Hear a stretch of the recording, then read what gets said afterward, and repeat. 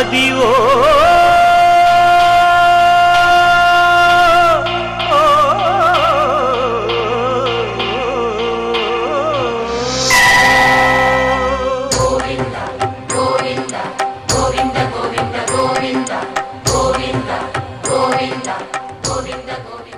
రాముడు రాఘవుడు రఘుకులుడిత్తడు భూమిజకు పతి అయిన పురుష నిదానము. రాముడు రాఘవుడు రఘుకులుడిత్తడు.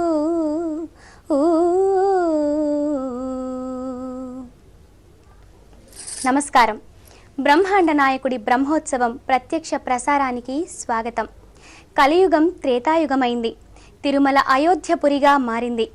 స్వామివారి పుష్కరిణి సరయూ నదిగా గోచరిస్తోంది. సమస్త భక్తులు వానరులై ఆ దేవదేవుడి సేవలో తరిస్తున్నట్లుగా కనిపిస్తున్నారు. తిరుమలేశుడి 6వ రోజు బ్రహ్మోత్సవాల్లో భాగంగా శ్రీ వెంకటేశ్వరుడు హనుమంత వాహనంపై దర్శనమిస్తున్నాడు. శ్రీరామచంద్రుడిగా భక్తజనుల హారతులు అందుకుంటున్నాడు. హనుమంత వాహనంపై కొలువున్న శ్రీవారిని దర్శించుకుంటే దుష్టశక్తులు దరిచేరవని ప్రతీతి.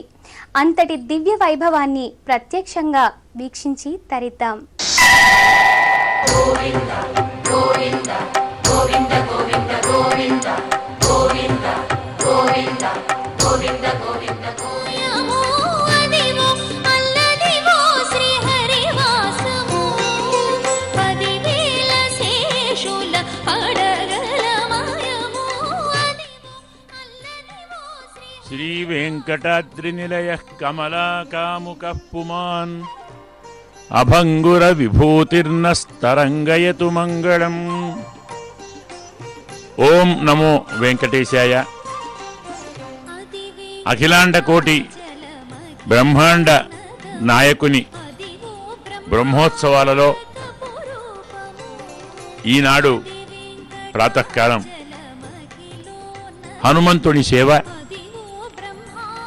హనుమంతునిపై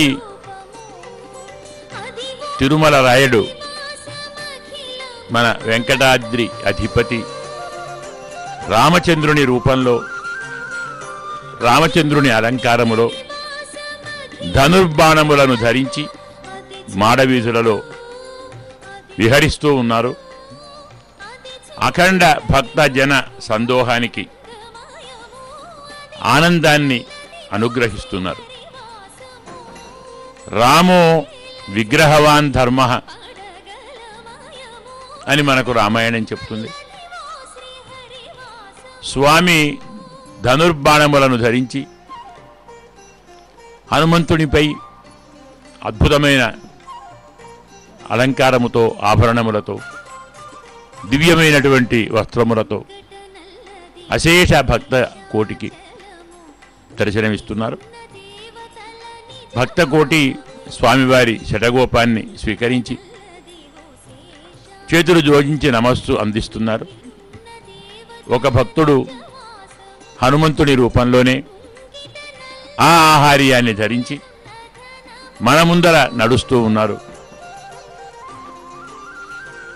ఎలాగో ఆ హనుమంతుడిని మన మధ్యలో చూడలేం కాబట్టి ఈ హనుమంతుడిని చూచి అతనితోటి మనం కూడా ఉన్నాము అన్న ఒక అనుభూతిని, ఆనందాన్ని పొందటానికి ఇది ఒక అద్భుతమైనటువంటి భావ లహరి అంటాం దీన్ని. స్వామికి అద్భుతమైన ధూప దీప నైవేద్యములు, హారతులు, ధూపములు, సుగంధ ధూపంతోటి తిరుమల కొండనే సుగంధభరితం చేయాలి అని తపన భక్తులకు కనపడుతూ ఉంది. భక్తజనం స్వామిని దర్శించుకుంటున్నారు. కౌస్తుభము, శ్రీవత్సము, దివ్యమైనటువంటి మణిహారములు, ఒక చేతిలో ధనుస్సు, మరొక చేతిలో బాణము, చక్కని అలంకారముతో స్వామి వేంచేశాడు. రామో విగ్రహవాన్ ధర్మ అంటున్నాం. హనుమంతుడిపై అధిరోహించినటువంటి స్వామి రాముణ్ణి ధర్మాత్ముడు అని చెప్పిన వారు ఏ భక్తులో కాదు, ఏ ఋషులో కాదు, ఏ మునులో కాదు, సాక్షాత్తు మారీచుడు చెప్పాడు, ఒక రాక్షసుడు చెప్పాడు. అతను కూడా తనలో ఉన్న రాక్షసత్వాన్ని కనుమరుగు చేసుకొని తొలగించుకొని పరమ భక్తునిగా మారి రాముని గుణగణాలను రావణాసురునికి అందించాడు. ఇక్కడ భక్తులు తమ దివ్యమైన నాట్య విన్యాసంతో తమ ఆనందాన్ని ఆవిష్కరిస్తున్నారు. రావణాసురుడు సీతమ్మను తీసుకొని రావటానికి సాయం అడిగినప్పుడు కొన్ని చెప్పాడు. రావణాసురుడు దుర్వృత్త అని, చెడ్డవాడని, కోపిష్టి అని, అధర్మాన్ని ఆచరించేవాడని, అకారణంగా తన సైన్యాన్ని సంహరించాడని, ఇలా చాలా చాలా అపనిందలు వేశాడు. దాన్ని విన్న మారీచుడు నచ దుర్వృత్త, రాముడు దుర్వృత్తుడు కాదు, రాముడు కోపిష్టి కాదు, రాముడే కోపిష్టి అయితే నువ్వు నేను ఇప్పటిదాకా ఉంటామా?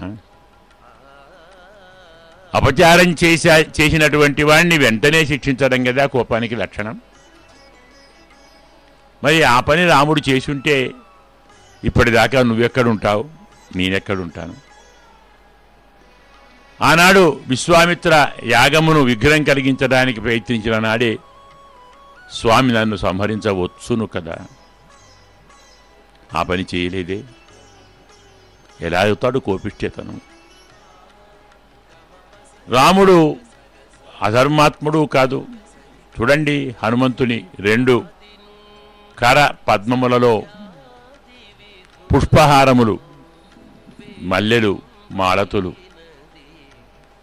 స్వామికి మల్లెపూల మాలలతో అలంకరించారు.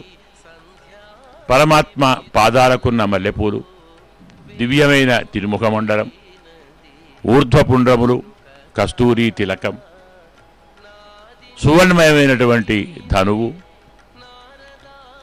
రకరకాల పుష్పములు, ముత్యముల సరములు, ముక్తాసరములు అంటాం, దివ్యమైనటువంటి కిరీటం, ఎన్ని కాసులో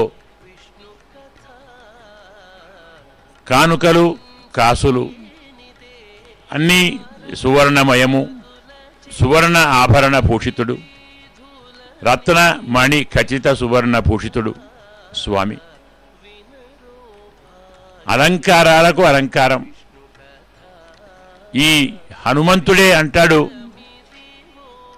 రామలక్ష్మణుడు హితము ఎదుగుతూ వచ్చినప్పుడు, సర్వభూషణ భూషార్హవు కిమర్థం న విభూషితవు అని. స్వామి, మీ శరీరమంతా అన్ని రకముల ఆభరణాలతో అలంకరించబడి ఉండాలి కదా, మరి ఎందుకు అలంకరించుకోలేదు అంటే ఆయనకేం తెలుసండి హనుమంతుడికి. రామచంద్రుడు సర్వ ఆభరణ భూషితుడిగా ఉండాలని హనుమంతుడికి ఏం తెలుసు?